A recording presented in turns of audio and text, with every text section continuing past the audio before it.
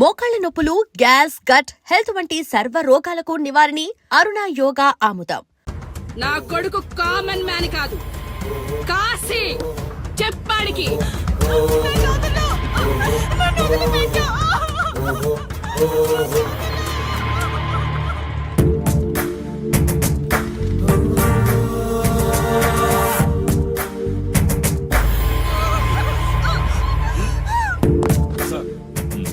మీరున్నారంటే ఇక్కడ ఎంక్వైరీ చేయడానికి వచ్చాం సార్. కాశీ అంటే ఎవడెక్కడ? నా కొడుకు ఊళ్ళో లేడు. వస్తే కౌరెడతా, అప్పుడు రా. కనిపిస్తే అరెస్ట్ చేసి నీకు కబురెడతా, అప్పుడు నువ్వే రావాలి. నీ పెంపకం కరెక్ట్ కాదు. పదండి.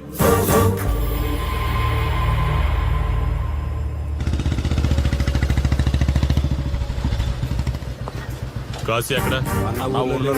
వస్తే స్టేషన్కి రమ్మని చెప్పు.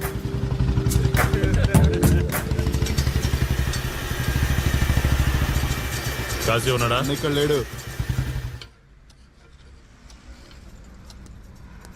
ఏమిటి సార్ ఆలోచిస్తున్నారు? ఆ కాశీ గురించేనా? మీరు ఈ ఊరికి కొత్త సార్. మీ కొత్తగా ఉంటుంది, వింతగా ఉంటుంది. మాకంతా అలవాటైపోయింది సార్. సార్, ఇతనిపై 120 కేసులు పైగా ఉన్నాయి సార్. అవి ఈ కాగితాలకే పరిమితమైనాయి సార్. ఈ పార్వతీపురం మండలంలో ఏ రాజకీయ నాయకుడు గెలవాలన్నా ఇతని మద్దతు తప్పనిసరి సార్. ఇతను 10 సార్లు గంజాయి స్మగ్లింగ్ చేస్తూ దొరికాడు సార్. పైగా 20 సార్లు దొంగ నోట్లు ముద్రిస్తూ పట్టుబడ్డాడు సార్. అంతెందుకు, మీరు అరెస్ట్ వారెంట్ పట్టుకుని తిరుగుతున్నారే, ఇలా చాలా మంది తిరిగారు సార్. కుదిరితే కొన్నాడు, కుదరకపోతే కొట్టాడు. మనకు కుటుంబాలు ఉన్నాయి సార్. నీ పేరుంటేనే వణుకు పుట్టాలన్నా.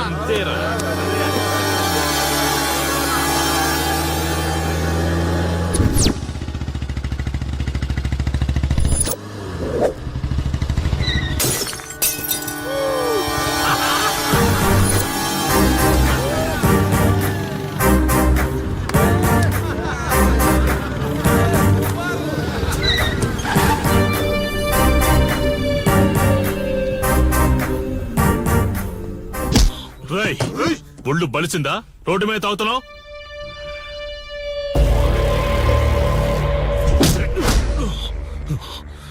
ఈ నర్సీపురం ఊర్లో కాశీ ఒంటి మీద చెయ్యేశావంటే ఘాటికి టికెట్ కన్ఫర్మ్ అయినట్టే. కరెక్ట్ గా దొరికావురా.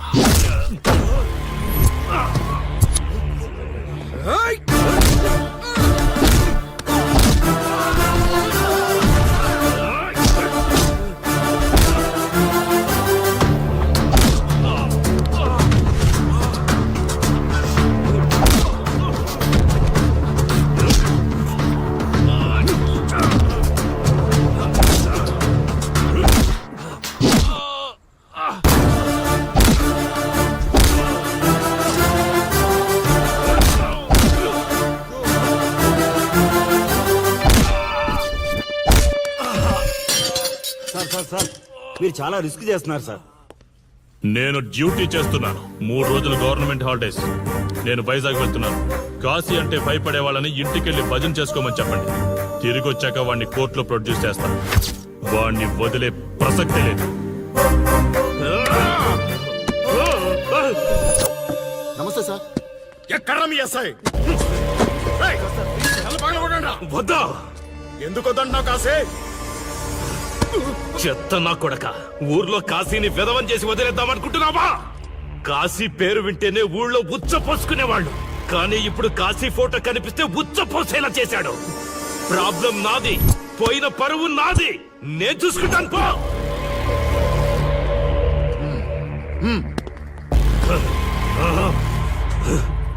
చైత్ర, స్టేషన్కి వెళ్ళొస్తాను. Okay daddy. ఇదేం ఇల్లండి, బూత్ బంగ్లాలా ఉంది. అసలు కలగానే లేదు. నువ్వేంట్రా ఇక్కడ? జీవితాంతం జైల్లో ఉంటాననుకున్నావా?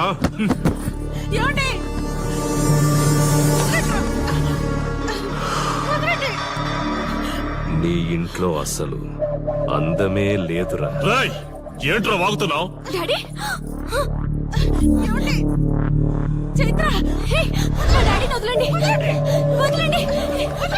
ఒక్క నిమిషం ముందు అబద్ధం చెప్పాన్రా.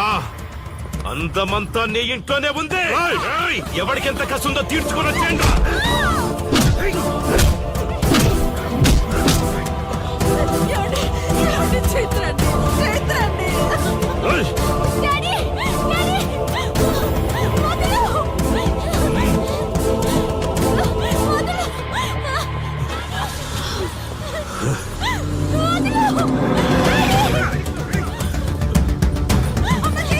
రేయ్!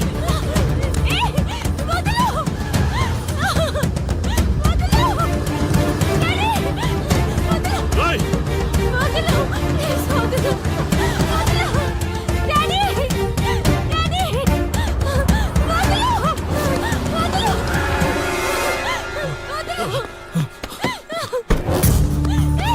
రా, రా, రా. నీ డ్యూటీ నువ్వు చేసుకో, తప్పు లేదు. నా పెళ్ళాం కేసులో వేలు పెట్టి నా గురించి తెలుసుకోకుండా ఈ ఊర్లో అడుగు పెట్టి నేనంటే భయపడే ఈ జనం ముందు నా మీద చెయ్యి వేశావు, అది తప్పు. చూడు చూడు, నువ్వేం పోలీసోడివిరా? కిలోమీటర్ పరిగెత్తేసరికి ఒంట్లో ఓపిక చచ్చిపోయిందా?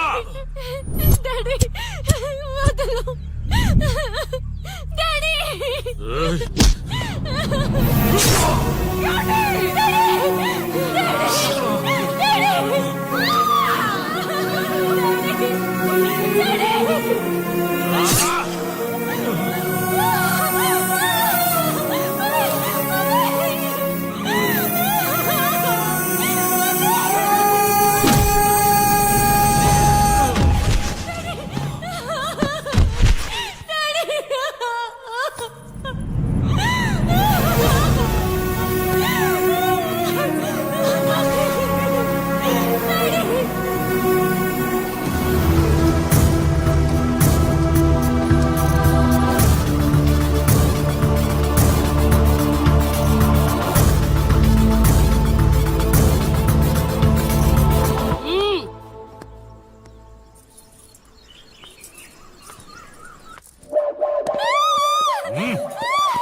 కాశీ,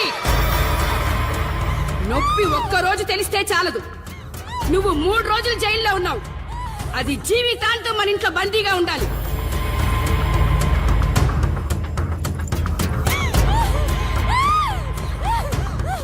కట్రా తాళి.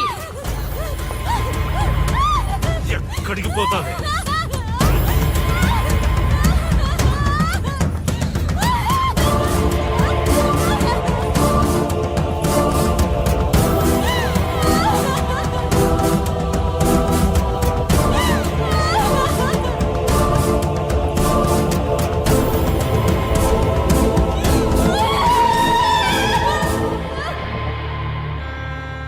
ఆ దుర్మార్గుడి నుండి తప్పించుకుని నా దగ్గరకు వచ్చింది. ఆ తర్వాత నీకు తెలిసింది.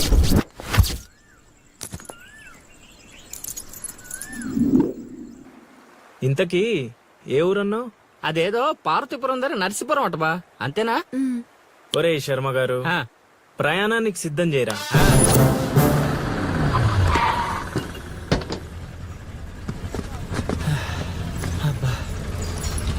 బా, ఊరు చాలా పెద్దదిలా ఉంది. ఎక్కడ వెతుకుతావు? రే శర్మ గారు, నడవడానికి కాళ్ళు, తిరగడానికి ఓపిక రెండు ఉన్నాయి కదా. ఐసులా పోనే. పోసేసుకుంటాడు.